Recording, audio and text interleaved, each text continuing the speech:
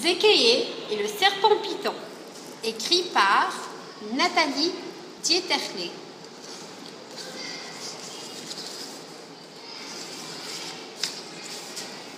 Il était une fois en Afrique, il y a très longtemps, un serpent python.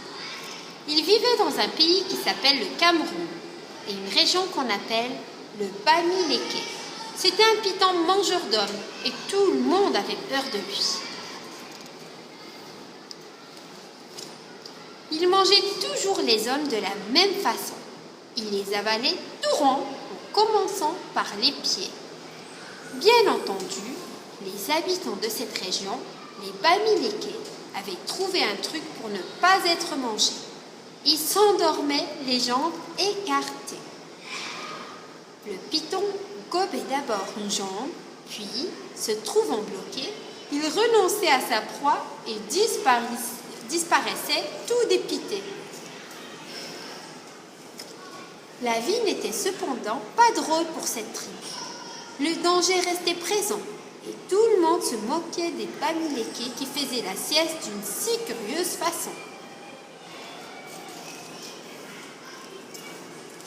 Il était une fois, il y a très longtemps, dans cette même région, un petit garçon qui s'appelait Zékéié. Zékéié était tout petit. Il était plus petit que sa sœur Ititi, plus petit que le singe de Cocody, plus petit même que le plus petit des arbustes. Personne ne faisait attention à lui et il était très malheureux. « Il faut que je leur montre de quoi je suis capable, se dit un jour Zékéié. Je suis petit, c'est vrai, mais je suis brave et je le prouverai.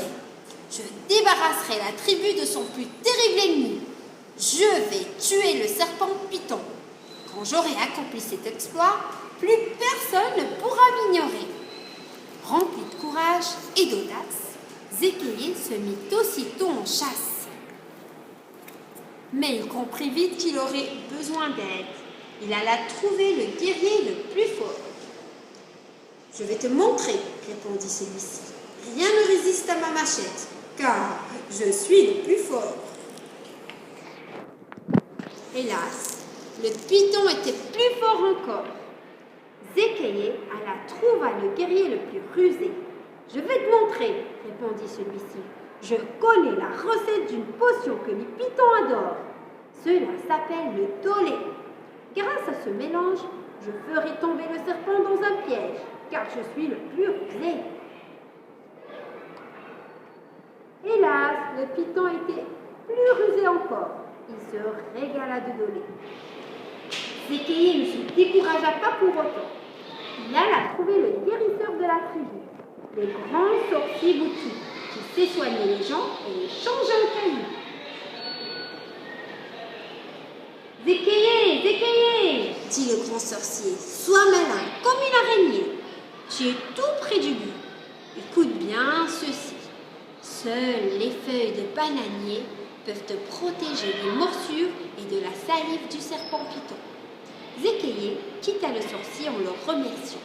Puis il réfléchit. Le lendemain, il s'assit sous un arbre, les jambes écartées. À côté de lui, il avait disposé des feuilles de bananier, du dolé et une machette. Comme le lui avait suggéré le sorcier, il s'entoura les jambes de feuilles de bananier.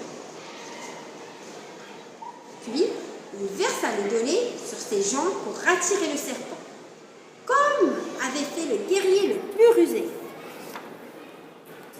Le terrible python s'approchait de Zékéié. Il ouvrit grand la bouche et Zékéié lui trancha la tête avec sa machette, comme aurait fait le guerrier le plus fort. Zékéié libéra sa jambe et rentra chez lui rempli de fierté. Plus personne ne le trouvait petit. On l'acclama, on le porta en triomphe et une grande fête fut organisée en son honneur. Débarrassée du serpent python, la tribu des Bamileke put enfin goûter le bonheur de longues et paisibles siestes. Grâce à ces nouveaux bijoux en serpent, la maman de Zékéié fut élue la plus belle maman de l'année. Fin fin de l'histoire.